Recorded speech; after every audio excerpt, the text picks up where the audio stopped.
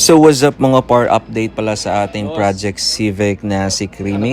Hindi pa tayo tapos maglagay ng kanyang mga piyesa.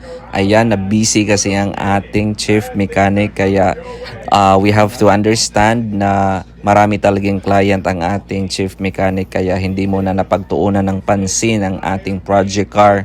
Ayan pa lang po ang current update ni Creamy. Nagbubutas pa lang po kami ng lagayan ng fog lamp na pang SIR body, kaya ibabalik muna natin si Creamy sa garahe. Ilalabas muna natin ang ibang sasakyan na nandito. Disclaimer, hindi ko po ito sasakyan po ito ng aking father-in-law, kaya ilalabas muna, pero si Creamy ang aking ipapalit kasi garage queen kasi yon na project car.